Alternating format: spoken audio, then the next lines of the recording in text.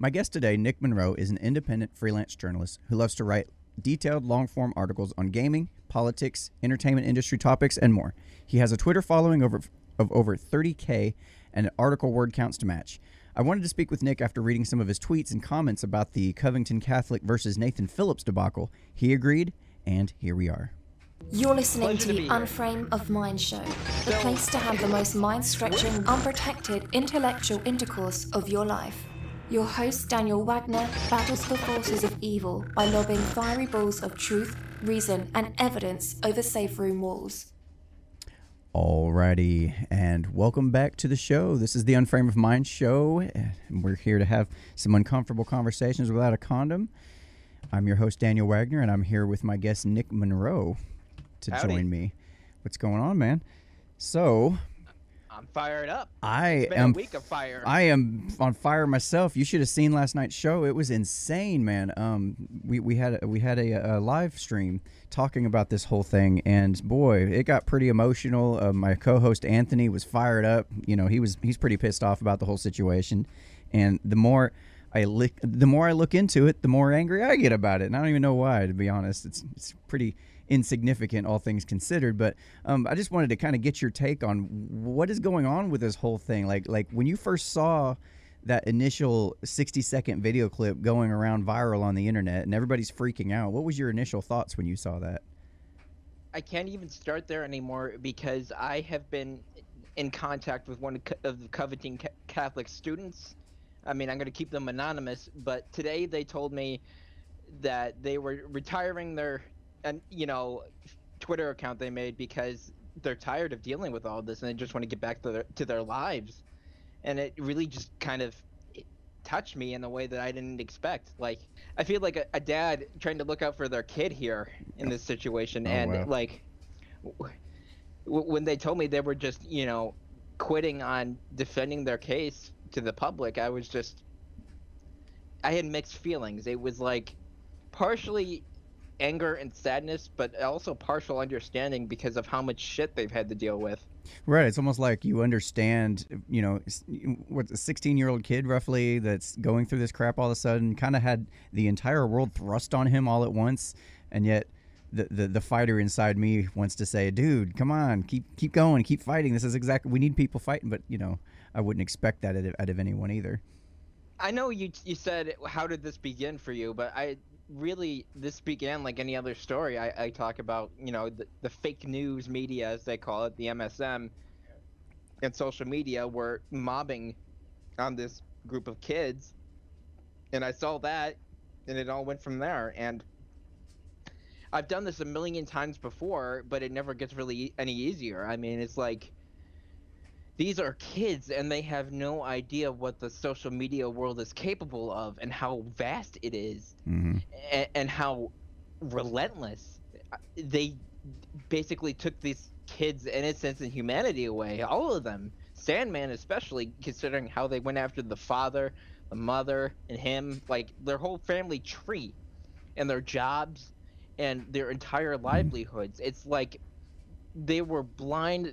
These people on social media were blind to the human aspect of all this from the Sandman side of the aisle. They just put all their chips into Nathan Phillips and said, this guy is, undisputably correct no matter what. And then the story around him just fell apart piece by piece by piece. First, the whole, they surrounded Nathan Phillips. No, Nathan Phillips went up to them. Right. And then, on top of that, you had the whole Black Israelites aspect, which puts we'll get there in a minute. I'm just talking about the layers. Right. Yeah, that's definitely another layer. But I mean, when people were first paying attention to this, all they saw was two groups. Basically, you had the Native American indigenous peoples group, and then you had the Catholic school kids. In MAGA hats. And MAGA hats. I had to mention MAGA hats because it's like they called them the new KKK hoods. Yeah, MAGA hats, aka white KKK hoods. That's a mouthful. MAGA hat, aka KKK hoods. You get all that? Yeah. All right. I want to laugh, but I'm like, I'm running out of things to laugh at because it's just sad, you know. Yeah, Like, it's sad and slightly terrifying because it seems like all this as much effort as there is out there to try to stop people from the mainstream, we keep pointing out all this fake news stuff. We keep pointing out all the errors they keep making, and as much effort as is put into that there's still so many people out there that see this 60-second clip and immediately react with, oh my God, emotion, emotion, emotion. And now we have to freak out. And, just any kind of critical thought just goes out the door. Even if they just were, maybe they had just read an article about how CNN makes fake news all the time. It's just like, it just goes completely out the door, and they go back to their old ways, into their familiar ruts that they're used to, to sitting in. And then you got this whole thing blow up on social media, and all of a sudden these kids' lives are getting ruined. Not to mention, there's another kid whose life was, he's getting doxxed and stuff, and he wasn't even there. They just mistook him for the other guy, Michael Hodge. Yeah, Michael that's Hodge. Right. Thank you. I couldn't remember. I'm terrible with names, but yeah, he sat there and got doxxed, and his whole family's going through this crap. And I think he was the one that was they had like a family wedding and stuff going on that was hugely interrupted because of all this crap they had to deal with. A wedding? Mm-hmm. What? Yeah. Like, no, it's just nonstop. And the more the people dig, the more you find out about Nathan Phillips talking about, now we got claims of stolen valor, talking about how he served back in Vietnam, and people started running the dates on that and finding out, oh wait, there's probably no way possible that he was in Vietnam, considering he joined like a month before we pulled out of Vietnam. As a trainee, you're not going to get sent over there that fast. Something like that. And it turns out to be completely, I mean, the concerns about stolen valor are completely valid, because they found a video clip last night from January of last year, mm-hmm. in which Nathan Phillips says, I'm a Vietnam vet. And he has the balls to go onto the Today Show this morning and say, and Savannah Guthrie, or whatever her name is saying, I don't think I've ever heard you say you were a Vietnam vet. Well, now that would be true. They have a special way of sneaking around these things. I don't think I've ever heard you say it. I believe. Yeah, it's not saying it's not true. It's just saying I don't think I've ever heard it. And a lot of people hear that and go, oh, well, maybe he never said that. So they're in real time trying to deconstruct the narrative that they sat there and built up so heavily. And this whole situation is just an example of the media narrative being unraveled slowly, as the days go by. I mean, you had the initial stuff where the context came up, and then from there you had them, the narrative side, trying to fight back with other accusations like blackface, when it's just those kids, it wasn't even the same set of kids they're referring to. It was from like 5 years ago, saying, oh, these Covington Catholic people have blackface at their basketball games. It's like they have blue and white face too, technically, because they paint their whole bodies those colors during special spirit days or whatever. And there's that. Can you imagine you sit there and you put out this fake narrative story. You're sitting there blowing up out of everything out of proportion, out of control. And then in the meantime, you're sitting there trying to dig into the past lives of everybody that you thought was involved and everybody you thought was bad, and trying to make them feel bad, painting them out to be more evil. And you're digging into their families and their family's family. Like at what point does it stop? I have never seen this type of attack before. It has never been this bad. It has never been this egregious and so blatantly open. You had Kathy Griffin coming out and saying, I want names, and calling for the doxing of these people. And Twitter comes out and says, oh, if you call for doxing, but if you don't dox, then you're okay by Twitter standards. Whereas if you say there's two genders, then you're automatically God forbid. Or if you try to start posting facts that are deemed as racist, good luck trying to get your Twitter account back. You've got 30K subscribers on Twitter, and I think I seen an article on your site where you were talking about a few months back you got banned from Twitter. I'm assuming you got it back, or is this a brand new account now? Yeah, I got it back by a complete holy miracle, because I just randomly guessed the tweets that I got reported for, because they didn't tell me. They just said, you're banned. And it turns out I was working on a story about the United Kingdom, and this guy named Fies Magal. And around the same time I was digging into that, I had this, pushback that led to my account being banned. And so I look at this archiving website called Archive Is, and they have a way where you can basically look at all the links that people archive on your Twitter. And around these tweets, these specific tweets about something about migrants or whatever, there was a bunch of archives. So I assumed that whoever was trying to ban me, that was their area of focus. And so I told Twitter that and said, hey, I didn't mean it in the context that this ban is implying. And lo and behold, by some act of God, they said, oh, whoops-a-doozy, here's your account back. I was banned for like a month. Oh, man, that's crazy. That makes no sense. So really somebody's really trying to target you specifically. Like they're taking the time to go and archive your tweets before they go and tweet them. I mean, I know a lot of people sit there and go, report a tweet, I find this offensive, la da da da da.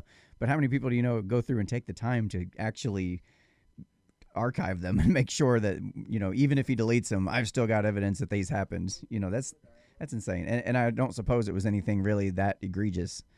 If I know this whole pattern by now. I was listening to I believe it was Laura Ingraham today was talking about how if stuff like this has already gotten this far out of hand at the beginning of 2019, if these attacks are starting to get this bad already, I hate to think about what's going to happen in the 2020 elections.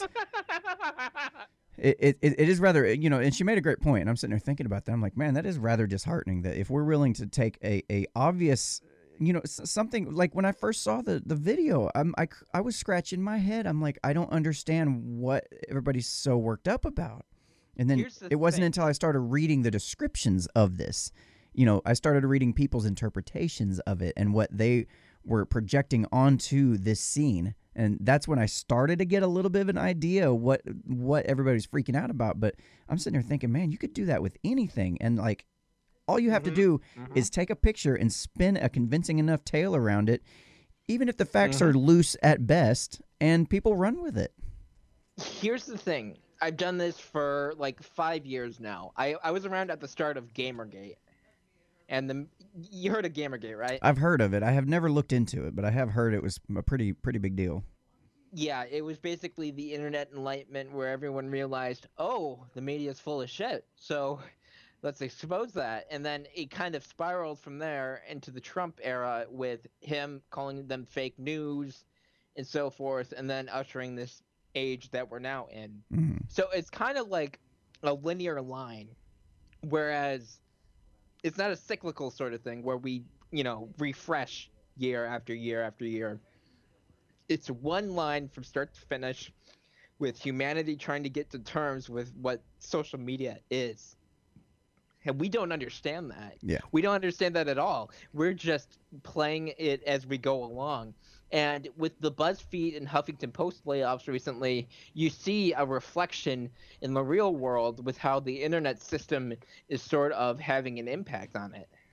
Yeah, you're definitely right. I do see that this linear series of events seems to be kind of growing to a head, and it seems like maybe in 2020 we'll start to see something major come out. I really hope there's that maybe Trump and maybe they have something hidden up their sleeve that they're going to pull out at the last minute here. I really hope there's something, but because I'm just seeing the same battle been going on for the last 2 years, and it doesn't seem like anybody's gaining any ground on whether it's the left or the right or everybody else who's stood on the outside going, what the hell, guys, come on. It's really complicated. When it comes to the left and the right, you have this crackdown on right-wing people like Lauren Southern, Brittany Pettibone, and the likes of them, along with the actual bad people. I like how you name like the two hottest chicks in the whole crackdown. They're friends of mine, and so no, they're amazing. I enjoy their content whenever it comes out, and they're innocent. When you compare them to the actual bad people that they called the Nazis, like Golden Dawn, I think is one of the names, groups like that, the actual white nationalists. Yeah. I've ran into it. I've ran into a number of them. They hang out on Minds.com and Gab.com more so than anywhere else. But yeah, I've ran into them, and I read what they say, and I'll counter them on it. It doesn't sit there and faze me. and this bleaching effect where they just try and make the most blanket of, censorship possible is coming to a head, where they're trying to enforce that same scrutiny on the right wing onto the left wing with greater or lesser, effects. I mean, sometimes they follow through on equal bannings, sometimes they don't. I've kept track of it in a spreadsheet of deplatformings, and it's really interesting where terms of use, and acceptable use policies have become the norm when applying bans. Right. But I digress. When it comes to this Covington Catholic situation, it really brings things to a head when it comes to how Twitter is able to bend over backwards as it applies to the extent of which they're able to apologize for the very extreme and very violent sorts of thoughts and behaviors of these verified bullies. And there's a hashtag called verified bullies that's related to all the threats and all the sickening tweets of, wishes for violence against these, student youth people. It's called verified bullies, hashtag verified bullies. Verified bullies. Verify or verified? Verified. Oh, I gotcha. I'm gonna write that one down for sure and check it out. Yeah, this is yeah. I definitely see how people are sitting there trying to paint like. I look at it like this: as much shit as people give Trump for his bloviating and his marketing strategy and things like that, it seems like they're really using it also because, Trump is very effective at marketing these little monosyllabic catchphrases: build that wall, lock her up, just real simple, straightforward, exactly what he's talking about, exactly what the message is behind it. And I think you're starting to see the left kind of catch on to this, and they're starting to try to associate that red cap with that, the red hat is racist, just real simple, just lock in this symbiology here. Like this red hat represents all of our bullshit that we're trying to pack into how much we hate white people, for example. And it's like, you, my good man, have just given me a thought that I think is going to blow everyone's mind. So when everyone thinks Trump is bad, they automatically assume their response to it by default is good. But what if everyone else, all of his critics and so forth, and everyone that's anti-Trump is also responding badly? I mean, that's allowed, right? We can have this sort of, situation where it's someone who does things that can be perceived as bad, responded to badly. I'm not following you exactly. Okay, like, they always try and structure this as a fight of good versus evil, right? Right. And so that assumption is something that's being carried over into the real world of politics. So anything Trump says automatically bad, so therefore the opposite must be good. That's the assumption by default people are making. Right.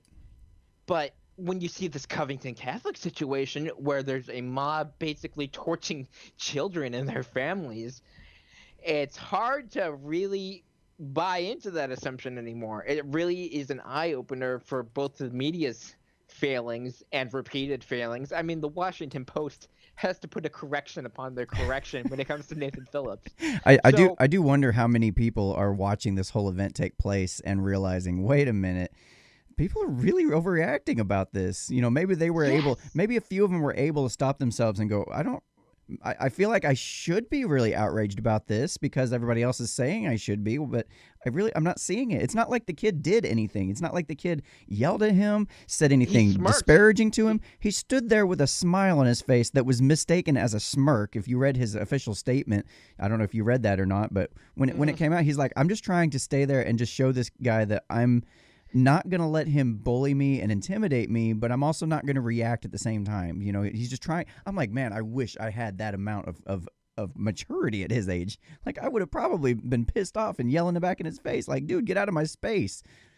So these kids have this prescient sense of, when it comes to what's going on, they have an idea, but they don't understand the scope of the internet's, ruthlessness, when it comes to just dive bombing them with a blitz of attacks and, claims and assertions. This is going to follow their lives forever. People need to understand that this is going to follow them for the rest of their lives, even if it's not on the face of the internet anymore, the shadow of what's happened is going to just impact their personalities. I hope Nicholas Sandman learns to smile again and not have to think about this incident.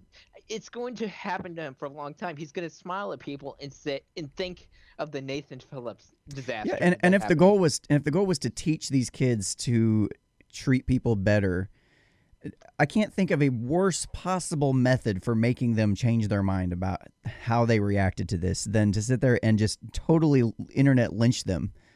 This makes extremists, not the incident itself. They were not extreme at the start. But if you want to make an extremist, you do it by having a unrelenting left-leaning media come down on them and just choke their innocence. It could be left or right, but yeah, I do get your point, man. They can just sit there and just totally make these guys decide, oh, this is what I'm up against. Okay, so some of these boys will probably stand their ground. They'll probably end up starting their own podcasts and stuff. They'll be inspired to do stuff that they hadn't probably previously thought about doing, because now they're awake to how serious this shit is.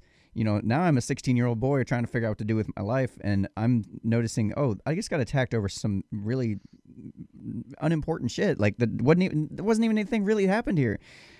And they're going to start thinking, how many other people out there are getting attacked for other shit that's, you know, the media makes it seem like it's worse than it really is.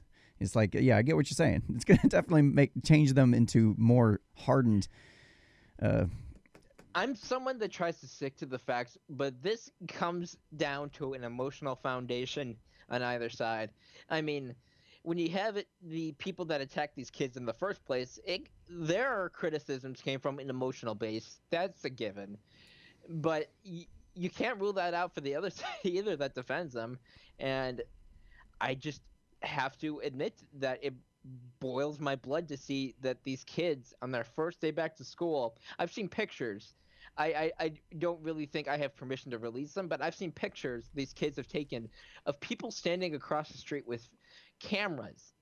And these invasive people think they have a right to photograph students going about their day, trying to go home and get back to their lives.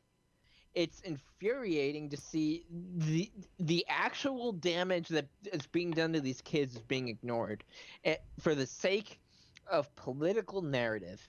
And the MSM, when it comes to the people that really want to bunker down and try to maintain their sense of political values, whatever that means on their side, they're trying to save face as much as they can in the wake of lawsuit threats coming from Robert Barnes.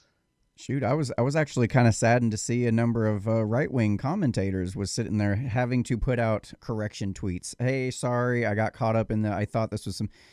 And it's like Ben Shapiro should have known better. Yeah, that's exactly my thought. Is like these guys should have known better. They've seen this time and time and time and time. They should have seen that for what it. I mean, I was able to look at it the first few seconds I saw it. I was like, this is not right. Something's not. I didn't know what it was yet, but I knew this wasn't what it was. They were making it out to be. I knew that much. In his defense, Ben Shapiro came around and he rallied for the kids enough where I'm able to look past his major fuck up. But when it comes to someone like Bill Kristol, not so much, because he is just trying to, sweep it under the rug and pretend it never happened. Yeah, and a number of Good people job, going Bill. back, not only are they not apologizing for it, but they're actually going back and trying to delete their old tweets. Like, come on, guys. You done messed up. Those things have gotten screenshotted 1,000 times by now. Like, you can delete them if you want. They deserve the legal repercussions for going against private people as much as is allowed by the extent of the law.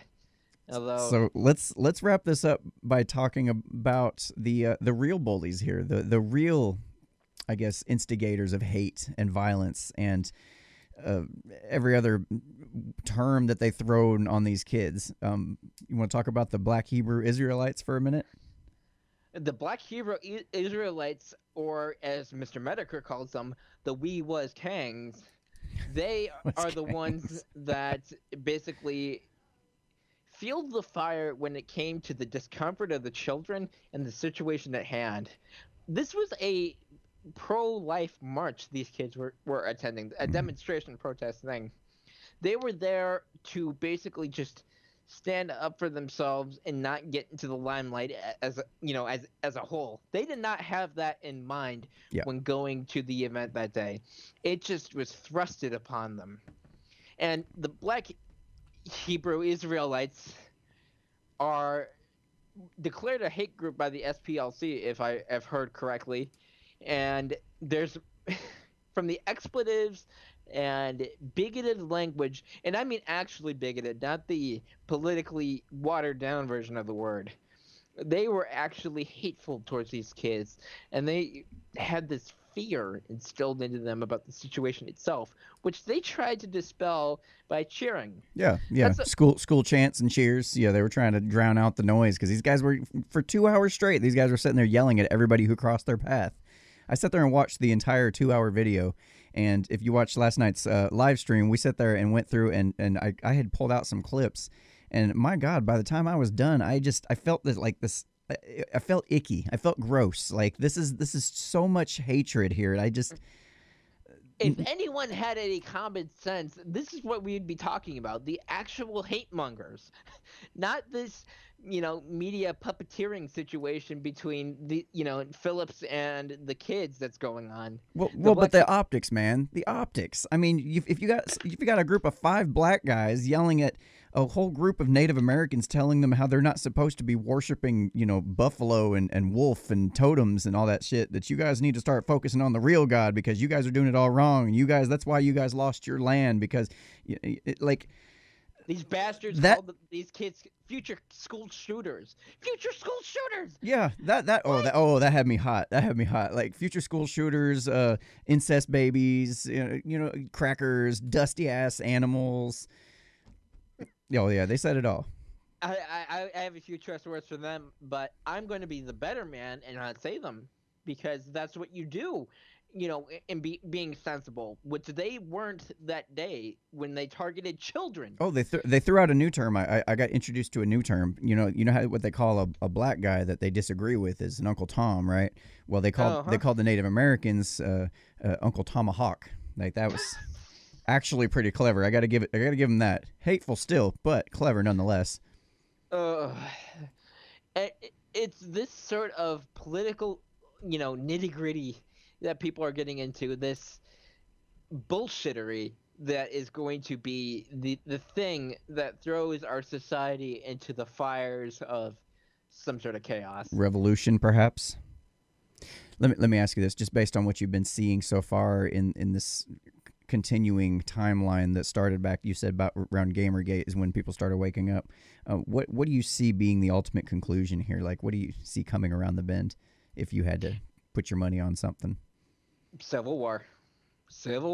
And it's going to be based on the dead set nature of the ideological divide that's going on, and basically made evidently clear on the Covington Catholic issue, where people are just that entrenched in their own political morals and unwilling to see another side, just regardless of the side they're on. Seeing another side altogether is being thrown out the window, and that sort of polarization is what leads to civil war. Yeah, I really, really hope that, because there's a number of these political divides that are going on, that specifically the controlling powers are wanting us to, they want us to focus on black versus white. They want us to look at these simple false dichotomies between men and women, national versus, illegal aliens. They want to try to divide it in these nice, simple little buckets for us to follow. But I hope people are smart enough to start seeing the difference between, really, this is a battle between, I would say, big government and small government. I would even go so far. I'm an anarchist myself, so I would hope that it's a battle between no government and big government is the ultimate battle that needs to be fought. But I still kind of wait with bated breath for people to have this sense to wake up and see how dangerous government is for them. Well, I don't consider myself an anarchist. I see the situation we're in currently is untenable, and I don't see a peaceful outcome. Peaceful, yeah, that's my concern as well. That it's going to come to spilling of blood again, just like it has every other time in history, and that's kind of terrifying to think that it's going to come to that. And I can't even imagine what the battleground lines are. I mean, because it's an information war. Right. Back during the Civil War, you had basically nice, simple lines, the lines in the sand, the South versus the North. It was pretty simple to figure out who was where, but in this kind of environment where everything's kind of decentralized and everybody's spread out, I can't even imagine what that's going to look like. I saw this BuzzFeed bastard, I think his name was Charles Watzel or something. He said that the narrative surrounding the Covington Catholic situation was an information war. And I think the same thing resonates just all around when it comes to this ideological feud that's going on. Yeah. And that is the thing that the attackers in this Covington Catholic situation are focused on. And that is why they're going to release a hit piece on people like C.J. Pearson and Cassandra Fairbanks in the near future, because they see this as an information war and they want to control the public attention and consciousness. So right. And you got to take down you got to be able to take down the big players or discredit them as much as possible in order to make that more attainable. Yeah, makes sense. Do you think you're of any threat to be one of those attacked on the hit list, if you will? I mean, you're getting there, I would say. I would hope that I at least get an honorable mention, like a runner-up award. I'll tell you what, if it makes you feel better, I will write a hit piece for you about you. Cheers. But say I drank too much. But I've seen your articles, and you like to write these long form articles, so I expect one written in return. I think you could do really well. That's what intimidates them. I think that's what intimidates them, and that's why they don't attack me. They see, holy moly, this guy just bunkers down and goes after whatever he wants. Yeah, he does his homework. Hands off. You actually have all your sources. Like, that's unheard of in journalism nowadays. I was actually relieved that you provided links to things when I wanted to check them out. It's like, wow, what a shocking revelation. What an amazing concept. A link? Wait, you mean you don't only write articles with anonymous sources? No way. I thought that's just how it's done now. I've been learning from the pros, and I've been doing it all wrong. Sources familiar with sources of the situation say this. Yeah. Oh, every time I hear that, I can pretty much just go ahead and cross out those lines of text because I know they're all shit from that point forward. At any rate, it's such a beautiful wordplay. You see that going on, and that is why I respect lawyers, actually, because they actually take the time to properly articulate their wordplay. Yeah, it's journalists like, just go bleh. Yeah, it's almost like a super sophistry. It's like, oh, you guys are smooth at this, huh? And most people don't see it, but those of us that are paying attention and understand what's going on, we see it loud and clear. At any rate, Nick, I definitely appreciate you taking the time to this was great. Come and talk to me about this. I really enjoy doing these and having conversations like this and really getting to dig into the details. And I'd love to have you on sometime and again and yes, just go from there. But yeah, it was nice to meet you and appreciate you for coming on, man. Thank you for having me. I love doing these sort of speaking tours sorts of things. Yeah, right on. All right, man.